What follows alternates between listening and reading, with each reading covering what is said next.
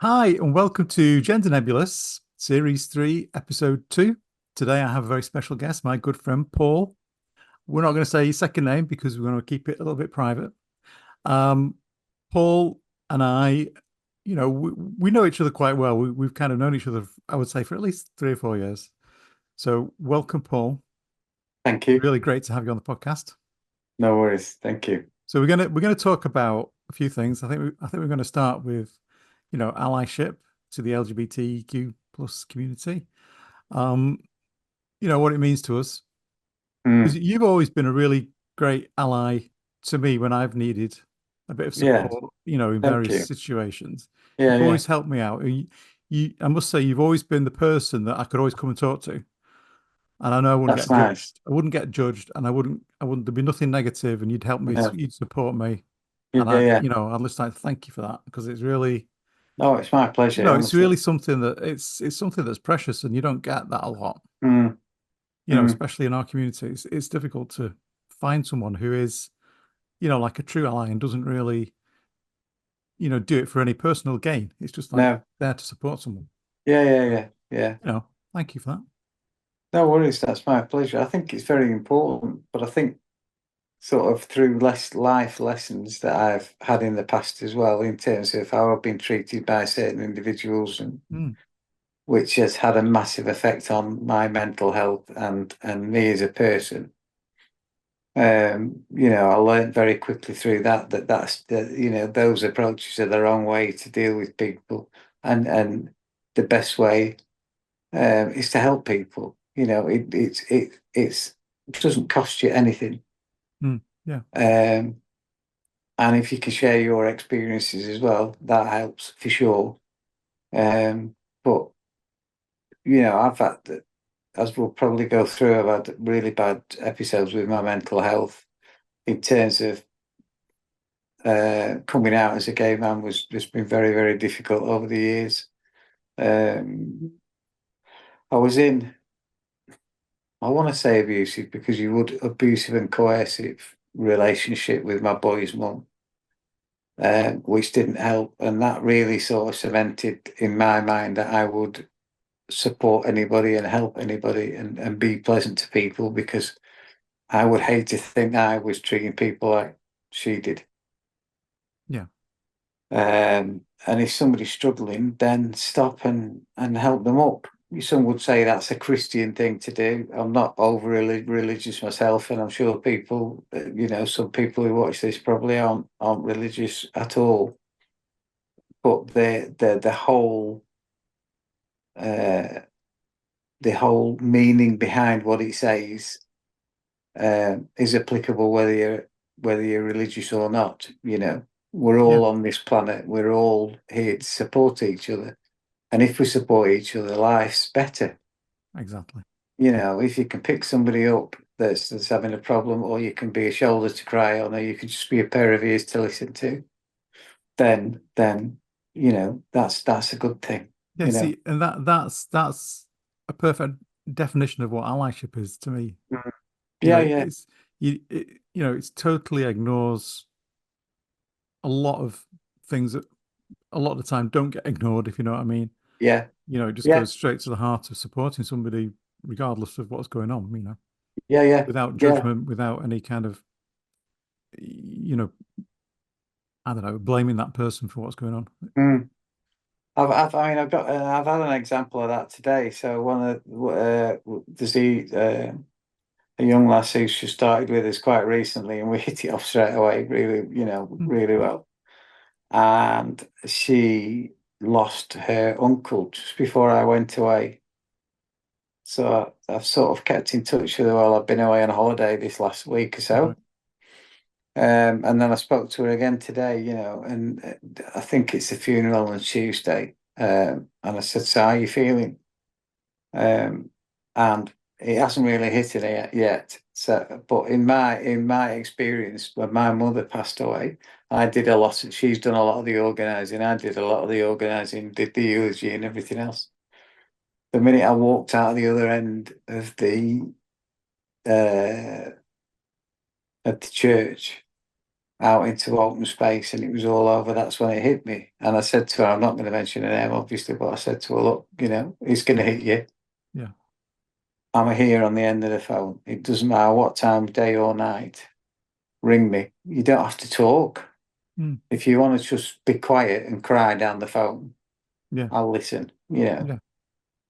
It's not a big thing out of my day.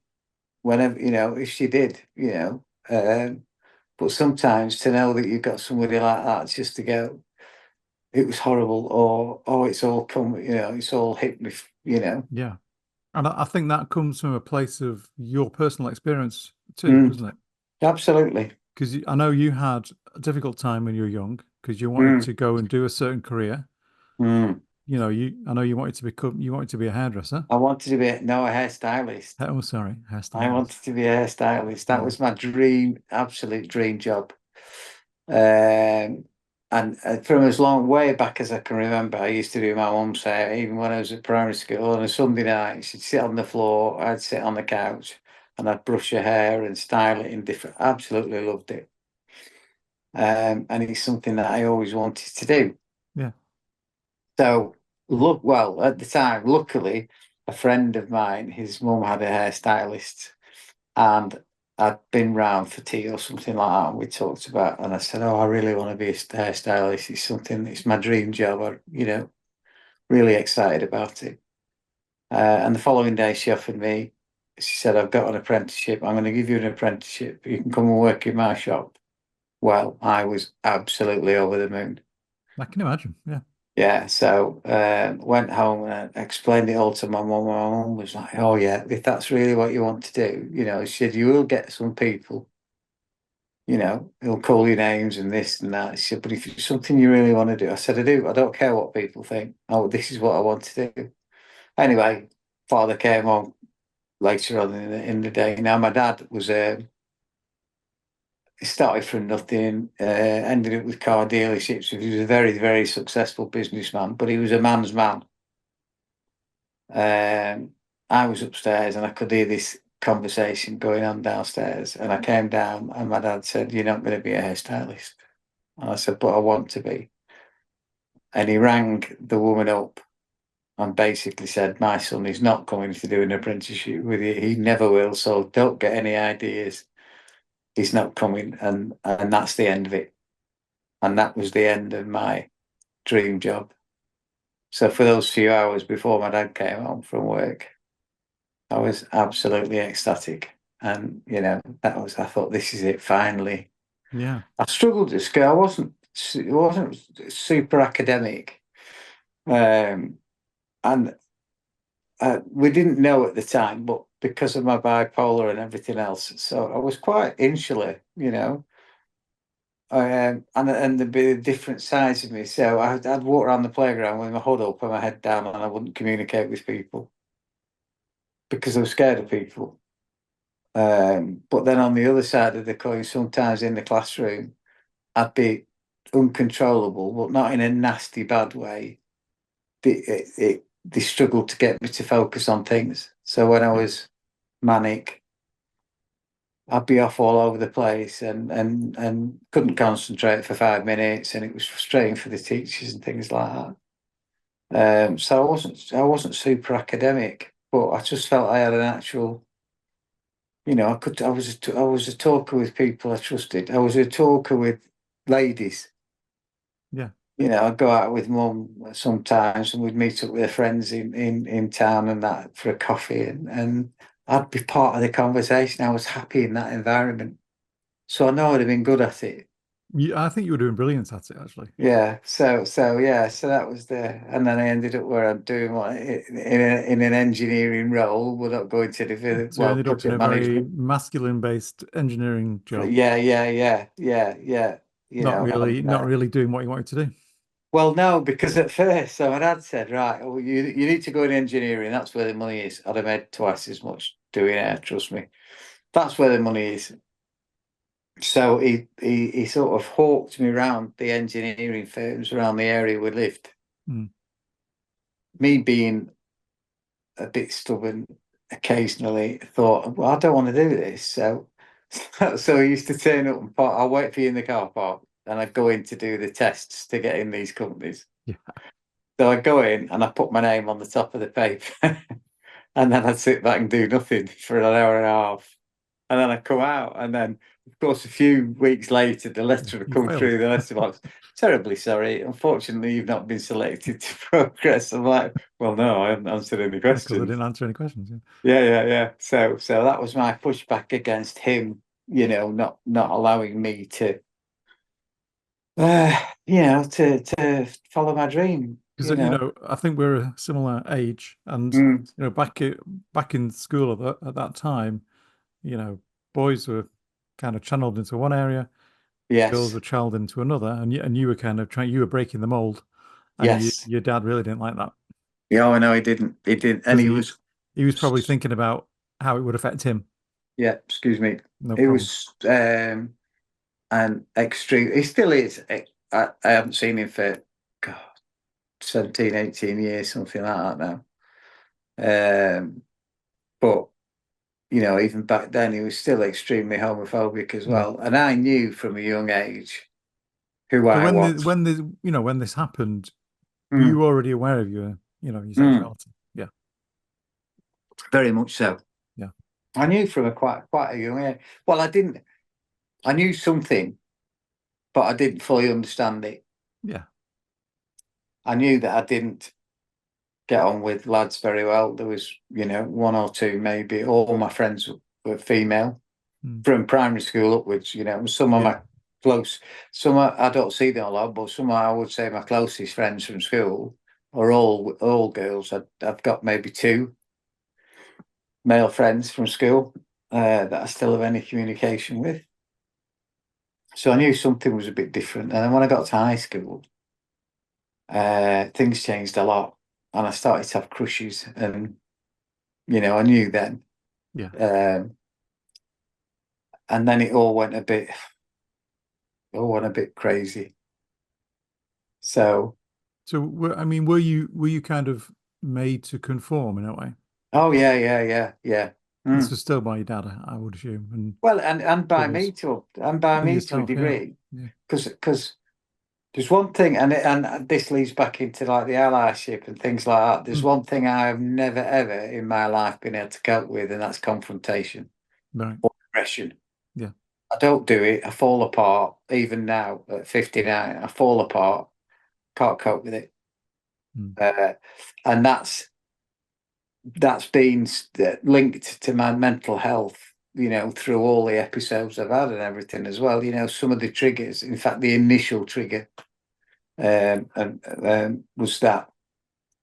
But yeah, going back to what I was saying. So, yeah, so I met, or one of my friends at school, he wanted to go out with this girl, but he was a bit unsure about kissing, and he said, "Can we practice?"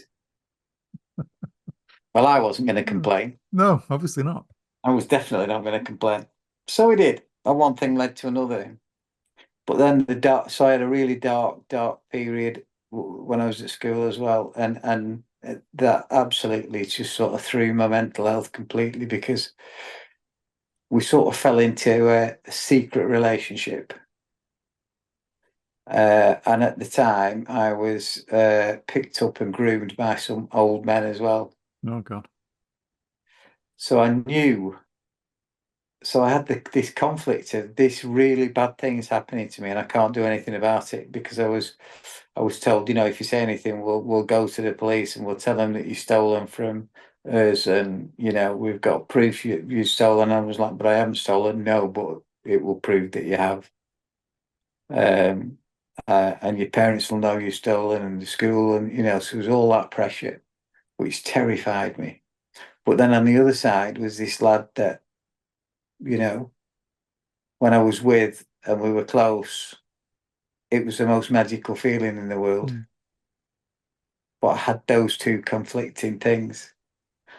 And then on top of that, I can remember when Larry Grayson took over the Generation Game or something like that. And it was a Saturday night, and I'm sat in the lounge, and my dad was just like, "They shouldn't allow people like this on television. It's wrong. People like this should be just shut away. They shouldn't be in the public eye." And he was going on and on and on, and I'm sat there thinking, "Shit! If he finds out, what is going to happen?" So, and then as we got that bit older towards the end of school and going forward, the AIDS pandemic started, or all that lot kicked off. I would say the government dealt with it really, really badly. Yeah, absolutely. Certainly the way they communicated it out was just, it was was horrendous. Those adverts they put on the TV. Basically saying if you're gay, you're going to die. Yeah. Well, me as a young teenager, absolutely flat spin. I'd managed to escape the grasp of these guys that were abusing me, only to find that I was still with the person that made me happy, but I'm going to die because I'm with the person who makes me happy. And I wasn't going to die because that's not how it works. But the way the government said how it worked, that was like, So it was a pretty chaotic time. During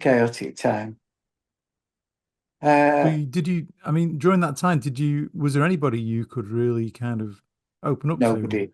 Nobody. Your friend. Yeah. But my friend was, that all ended rather abruptly one night when we were in bed together, and I just got this overwhelming urge to say something. So I put my arms around him and I said, "I love you." And he leapt out of bed, literally leapt out of bed and went, "You're queer. Are you a puff?" And I'm led there thinking, we've just slept together. Yeah. And and it just blew my mind. And I think that was the final straw that made me go through this cycle. Well, initially I sort of. You probably didn't have you probably didn't have the support and the kind of like the tools to deal with it. No, I didn't. No, I didn't. And that sort of put me firmly in the closet. Yeah. So what age were you? Were you about in your 20s? I was late teens, I think. Yeah. I was late teens, possibly. Yeah, I was late teens. So early 80s. Yeah, early 80s. Yeah. And I just tried to be like a lad's lad, which I was not very good at, to be honest with you. You were trying to kind of mask what was going on. I was trying to be a person that I wasn't. Yeah. And I found it very difficult, and that affected my mental health. But I didn't dare say anything about my mental health. And again, and this sounds like I've got putting a lot of blame on my dad, but this is a lot of years of thinking about things. But it's not just your dad, is it? Society, I remember myself. Society, generally. At that time. Yeah. I'm trans. There was absolutely nobody I could have spoken to. No. Because, the consequences of speaking to somebody about that at that time would have been pretty catastrophic, wouldn't it? Yeah. And mental health wise, my dad still is. Yeah, you kind of suppress it, bottle it up. Yeah. My dad was, he said born in the 30s, stiff upper lip, served in the army, did all that sort of stuff, so he never showed weakness. And if you showed weakness, then that used to wind him up. It was a typical So typical man's man. yeah, old-fashioned man's man, and he still is. Yeah, I talk to my brother about him occasionally, and from what I gather, he still is. He doesn't know I'm gay. He Peter's still doesn't never. know to this day. No, he doesn't. No, no. Wow.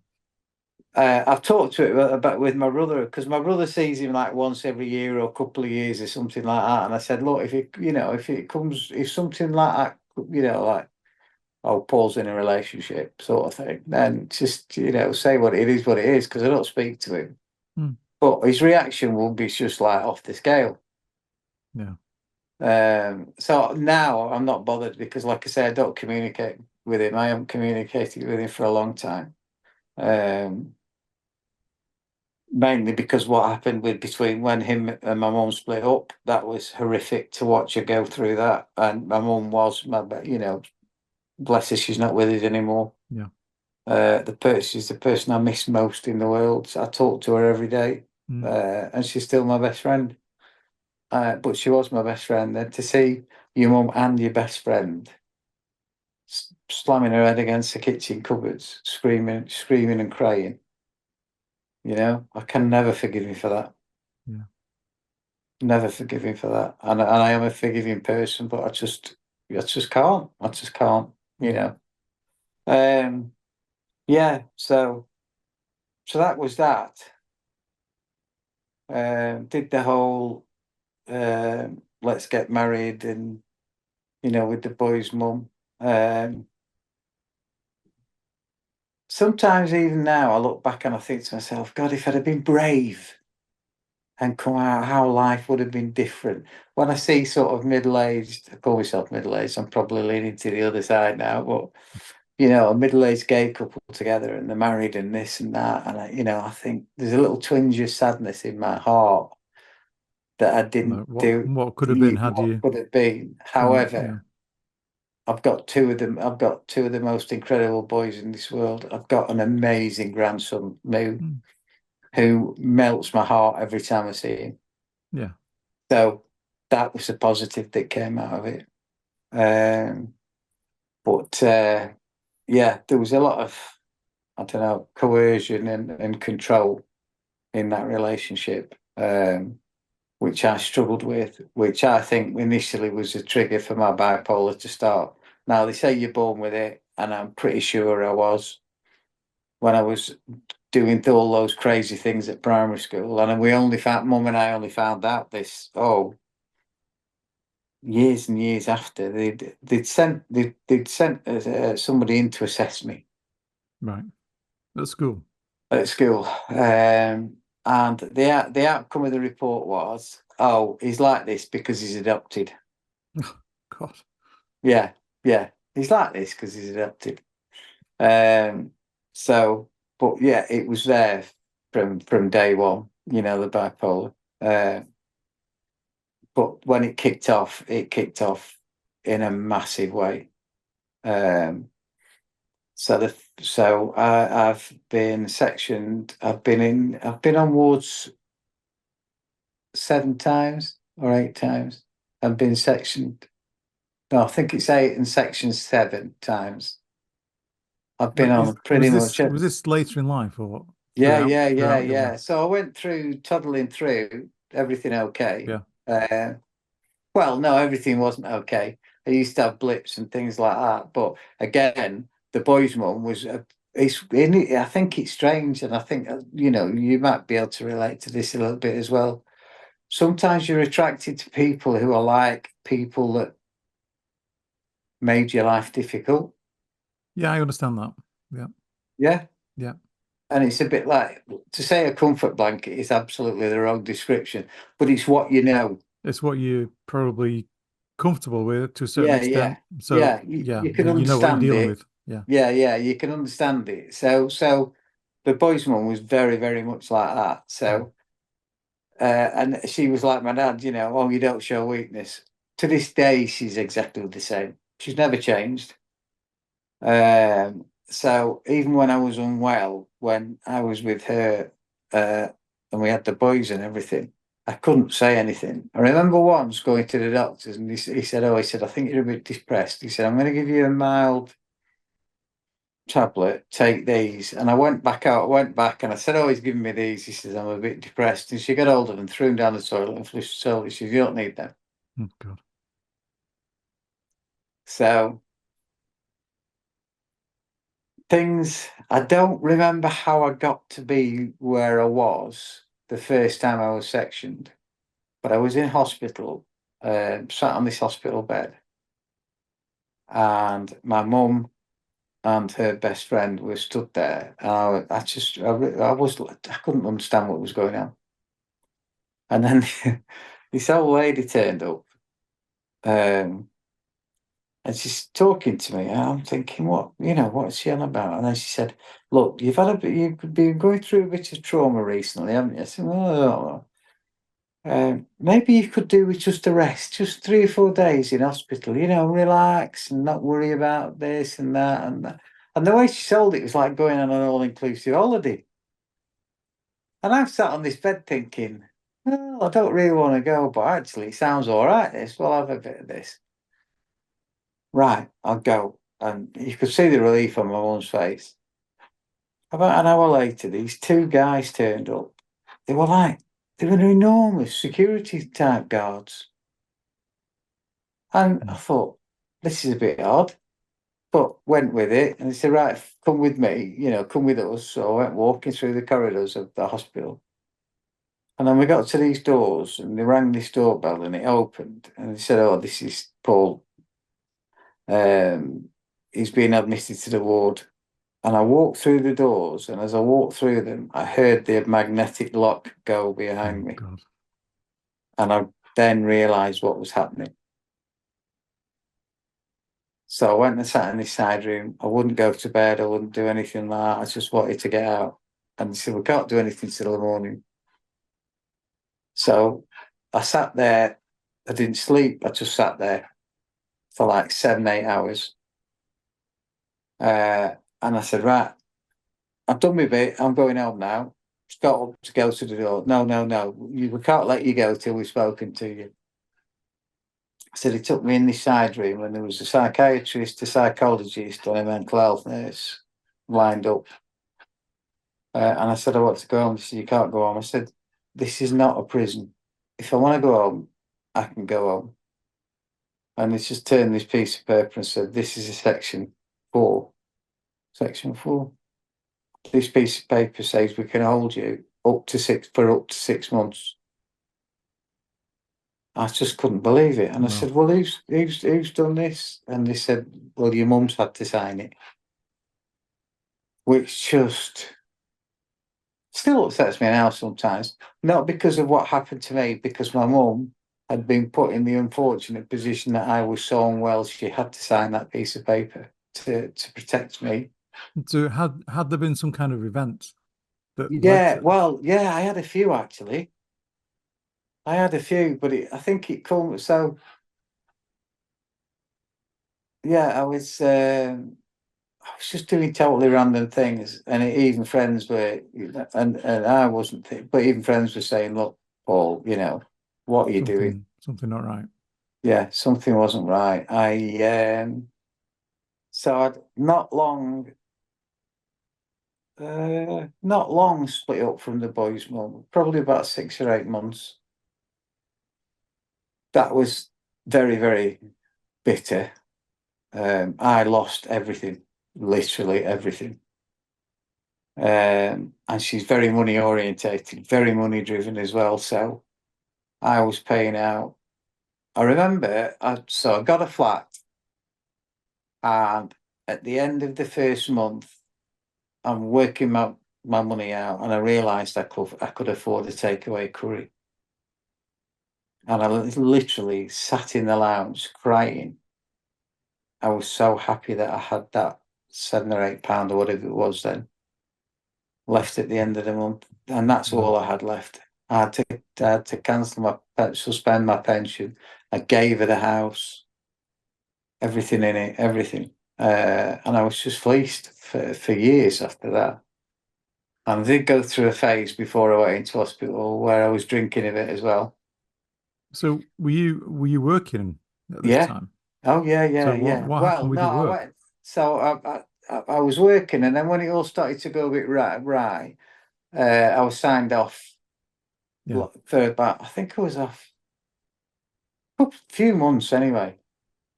And I've been so I was drinking a bit as well, and yeah, and then like I say, I'd do these totally random things or just disappear off the face of the earth for days on end, and I wouldn't even think to myself, "Oh, I've disappeared."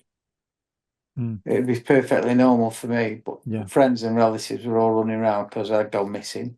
yeah, And then I'd gone back to work, and I was in a foreign country. yeah. Um, and I sort of had a blank moment, and I am terrified of heights, right? I mean, I get scared at the top of step ladders. I was thinking, I was something like 4 or 5 floors up, sat on the windowsill with my legs out of the Oh my hotel. God. I don't even know how I got there. Obviously, sort of when I realised that, I was like, so anyway, got myself back into the hotel. I don't remember leaving the hotel. I don't remember going on the flight. I don't remember the car back home, but it should have dropped me off at my flat. And the only thing I remember was waking up, curled up on my mum's settee, and she walked in from shopping, and I'm sobbing my heart out. I don't even remember getting there. That was probably the pinnacle of it. And a few days later, that's when I ended up going into hospital. Right. Um, So I've got my bipolar, acute anxiety is one of the other things I've got. Borderline a pinch of it's like a recipe, but it's a pinch of borderline personality disorder, and when I'm unwell, psychosis, Mm, yeah.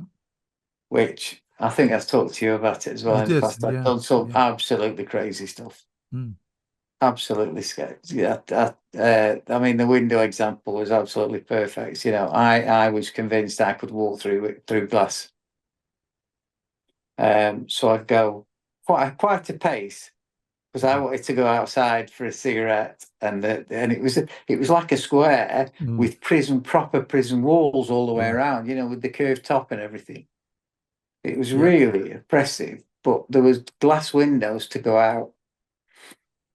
So I would go up, hit these glass windows, slide down the window, get up, go back a few paces, and do it again and again. And then I was absolutely convinced. And I think back at it now, and I think it was hilarious. And to watch it would have been quite funny as well, I think, because it was the whole cartoon thing of like, down the Sliding down the window, window. back Mm. again. So yeah. But that's how I try to look at it. Each time I was sectioned to it, and it So went you were from, you were like in and out of oh yeah, for being like 10 sectioned years. over long, Yeah, yeah. over about 10 years. It was mad. I was in virtually every year. Mm. So Uh, in between these kind of events and you being hmm. sectioned, were you kind of back at home, things were okay, you were I working was in back at between, home. Things were. you had it under control. I sort of had it under control, but I didn't fully understand it, Yeah. so I couldn't see the signs. Mm. And the best way I can describe it is when you're manic. He said it's the most incredible feeling in the world when you're manic. I've never taken any. I vape or I used to smoke. That was just and enjoy a nice single malt. That's as far as I go with anything. Never taken anything in my life. I can only imagine what it must be like. But to be manic is the most incredible feeling that I would think you'd only probably get with drugs in any other circumstance. Well, It's also very frustrating because you think you are absolutely incredible, and everybody around you should say that you are and act that you are, and you get frustrated because people are looking at you going, "What on earth is he doing?" On the other side of it, is the depression. I always think of it as if you were sliding down a slippery slope to an abyss. Yeah. Most people would lose their fingernails trying to hold on and not drop into that abyss, that bottomless abyss. When I go into the full depression, I just lift my legs up and slide down. I don't care. In fact, I want to be in that absolute darkness. These things I've learned as I've gone on. So have you kind of developed like ways of dealing with it? Yeah. I can So generally. are you now like today, all these years later, are you now still kind of aware of yourself moving in that Loads. direction? Yeah, And you can kind of do something about it yeah. because you've I mean, now I had got a the blip. skills. Yeah, I had a blip a few weeks ago, but so one of the medications. So I've been on everything over So the they've years. changed the medication over the years to try Oh, and yeah.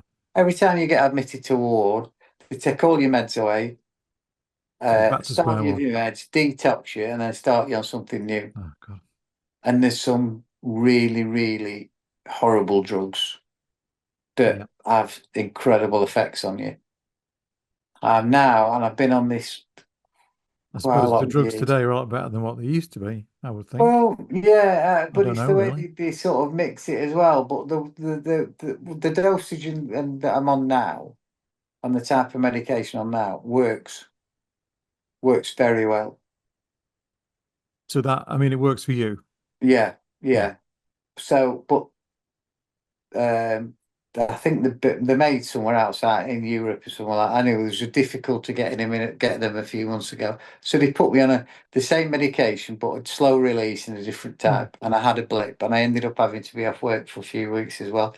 And I went back under the mental health team, where I had to go and see the home treatment team every week, and sit and talk to them for an hour and things like that.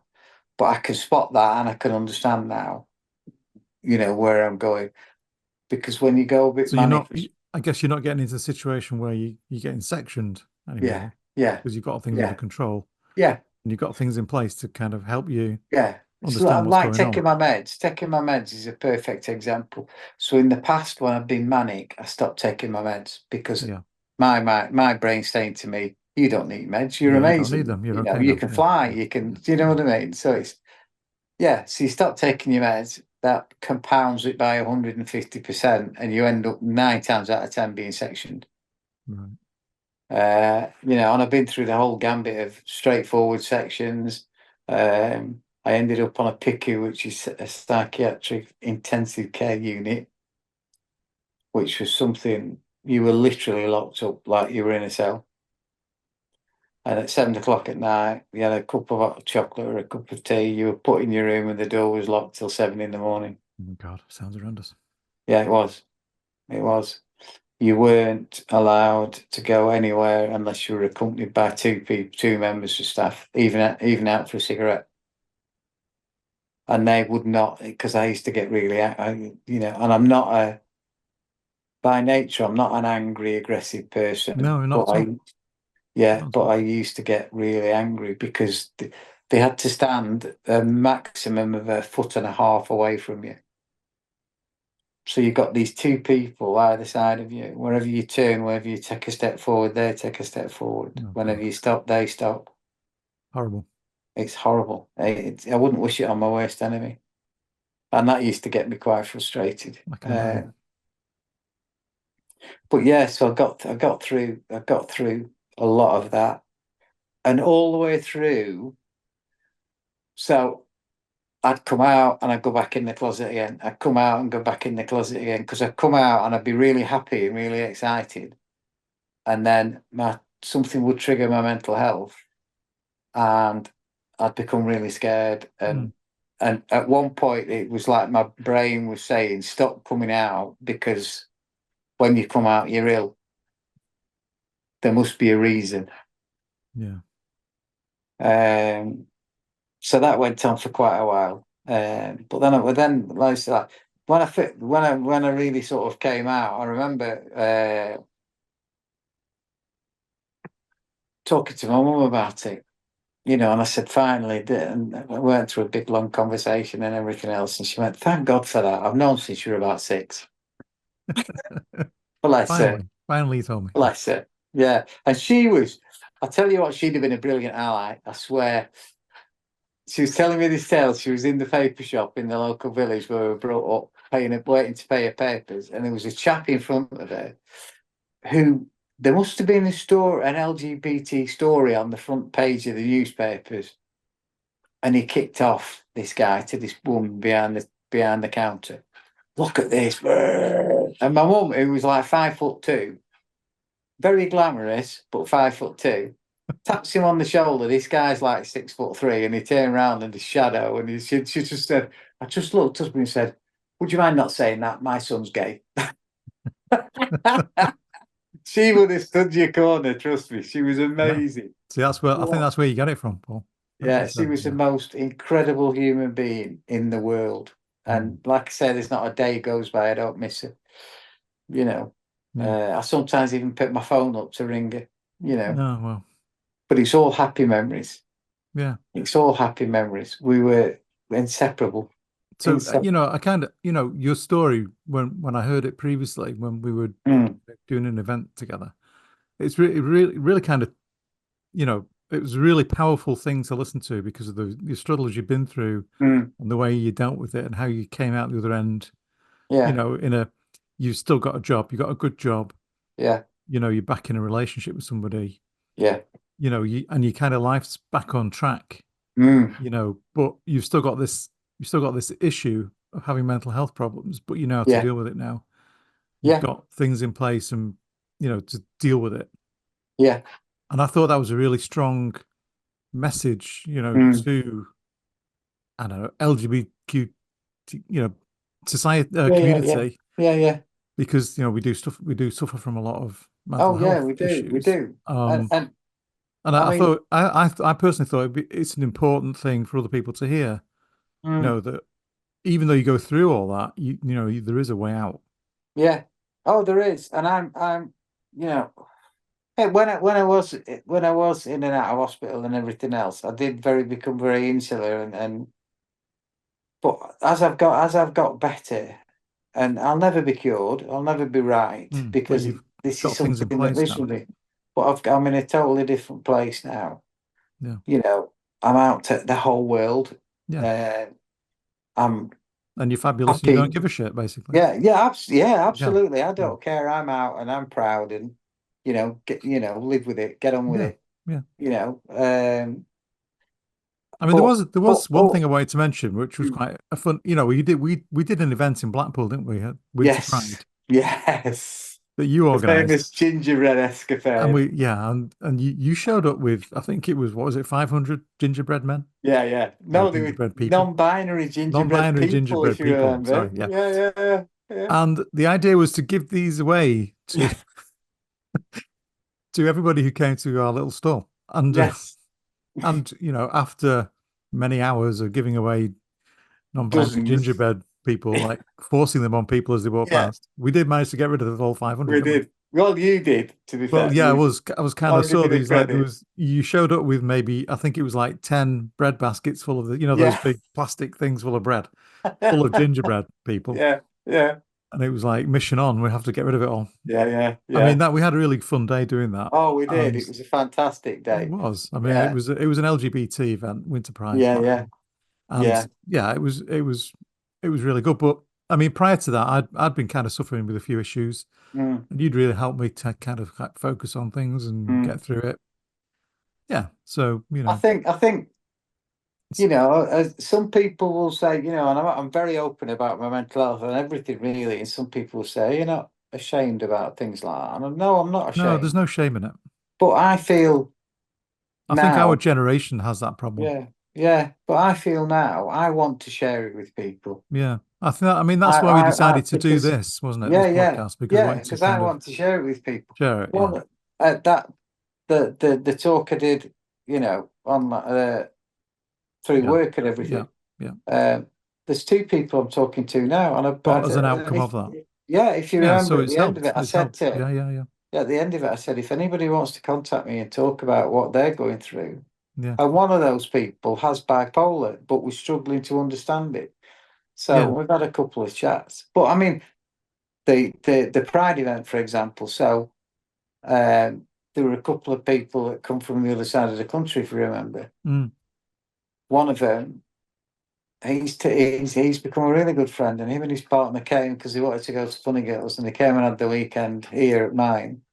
Yeah. They're coming back in November to go to the Halloween show, and they want to come back at Christmas to do the Christmas show. So, you know, these events are really, really Yeah, important. they're And producing results, aren't they? yeah, yeah, yeah. But also just being around people and Yeah. and helping people. I mean, this guy's he's I won't go into what he's had a really rough time of it. But he said to me, he said, it's nothing like you've been through, and I feel like I can talk to you about anything. Yeah. Yeah. And Yeah. that's That's what it's if all you could about. encapsulate, Yeah. Yeah. me, you can talk to me about anything, Yeah. because there's nothing what I have seen and experienced through all that the crisis of all those years of in and out of hospital. You could Mm. talk to me about anything because Yeah. nothing would Exactly. shock me. This is it. This is it's Nothing in would that shock me. sense, that's been a real kind of Yeah, yeah, yeah, positive that's come out of it for you. yeah. But if I can talk to if I can You talk can to might help somebody and others. they feel better, or I can support somebody, I will, Yeah. because you've got to, we're So not all silos. We're all in this thing together. yeah, I've got my eye on the time. I know you've got an Yeah, appointment to go and get your nails done. I have. Yes. Got mine done yesterday. Yes, I have. Yeah. I So love it. I absolutely love having my nails done, by the way. But if yeah. you if you could give a message to the trans and the wider LGBTQ plus community about mental health, and Yeah. what would it be? What would you say? Right. So the medical world says mental health is a camp, or it's just reminding me, sorry, that I'm going to have my nails done. Oh, Um, it's buzzing on your phone. it buzzed. It buzzed. Sorry. Yeah. Mental health can be. A lot of people say it's a disability. It isn't a disability. You know. No matter what you go through, there is a light at the end of the tunnel. Mm, There is, and I mean, I've been to a point where I attempted suicide 5 times. yeah. Well, obviously, I wasn't very good at it. Thankfully, Thank God. yeah, yeah. But there is a light at the end of the tunnel, and if you can share with somebody, share. If you can talk to people, if you've had these experiences or any experiences, whether it Mm, be mental health, LGBTQ plus issues, make yourself available to people, talk to people. yeah. It's amazing. It's amazing. It's a powerful thing, isn't it? Oh, it's incredible. You Yeah. meet some amazing people you probably would never meet in your life in Yeah. any other circumstance. Mm, We're all special. We've we all are. got special things. We are. We're all special. We're all And fabulous. yeah, yeah, absolutely. Absolutely. We're incredible. And like when I go to Pride events and things like that, or I go to Pride and you look around and all those thousands of people that are really happy and relaxed and comfortable in their environment, because we've got strengths, we've got powers. Yeah. We can be heard and we should be heard. Yeah, exactly. Not only LGBTQ plus, but also people with mental health issues, Yeah. which a lot of the time, to be fair, come hand in They hand do. They do.